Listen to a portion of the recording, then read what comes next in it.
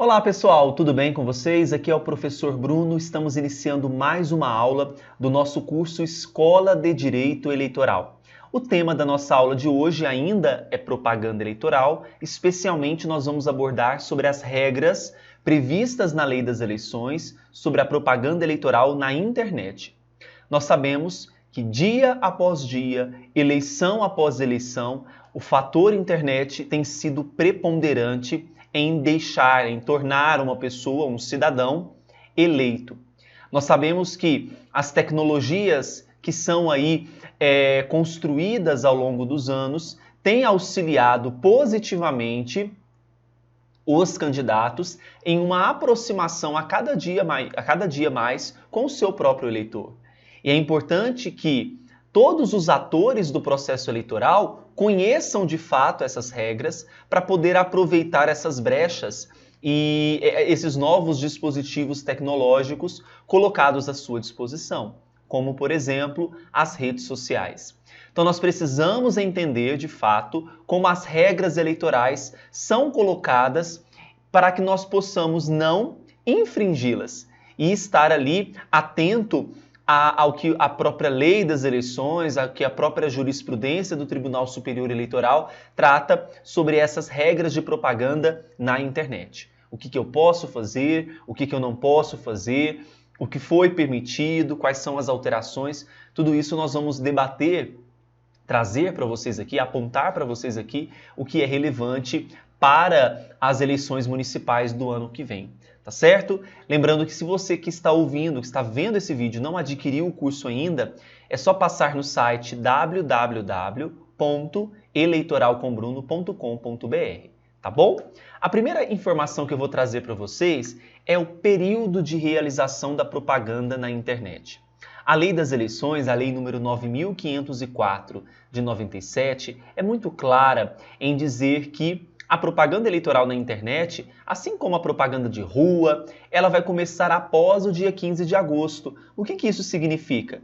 Que somente você poderá fazer propaganda eleitoral na internet. E quando eu digo propaganda eleitoral, é aquela em que há um pedido explícito de voto, ok? Então, somente a partir do dia 16 de agosto do ano eleitoral.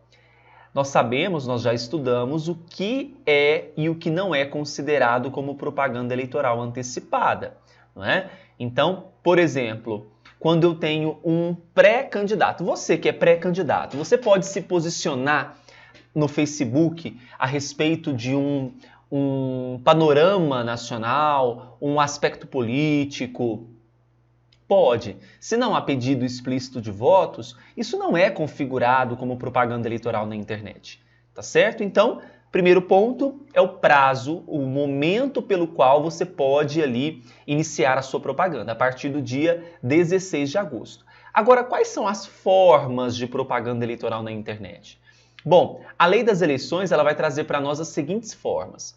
Em sítio do candidato. Então, você, candidato, pré-candidato, ainda não é candidato, você pré-candidato, que deseja criar um site para a sua campanha, pode. Então a propaganda eleitoral pode ser feita no site do próprio candidato, o endereço eletrônico precisa ser comunicado à Justiça Eleitoral e hospedado direta ou indiretamente em provedor de serviço de internet estabelecido no país. Tá bom? Então, posso ter um site próprio? Pode, sem nenhum problema. Pode ser no site do partido político ou da coligação. Lembrando que para as eleições de 2020 nós não temos coligação proporcional. Para as eleições proporcionais, eleições de vereadores e deputados. Mas, vamos imaginar para prefeito. O candidato a prefeito, ele pode criar uma propaganda eleitoral no site do partido político ou da coligação? Pode.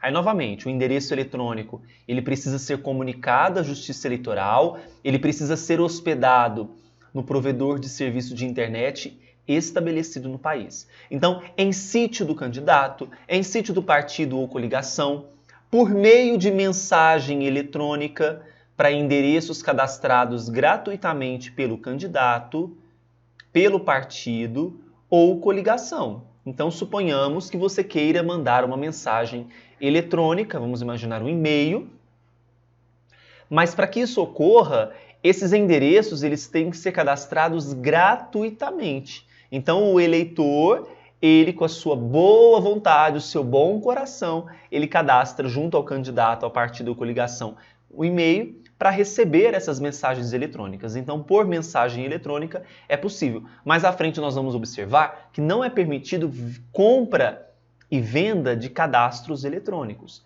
Era uma conduta muito comum. As empresas, vamos imaginar uma empresa de telefonia que tinha um cadastro ali de uma série de cidadãos, ela vendia aquele cadastro, é rentável para ela. Isso não pode, tá bom? E também por meio de blogs, hoje em dia nem se usa mais, né? Redes sociais, que é mais comum, sítios de mensagens instantâneas e aplicações de internet assemelhadas, cujo conteúdo seja gerado ou editado por candidatos, partidos, coligações, qualquer pessoa natural, desde que não contrate impulsionamento de conteúdos.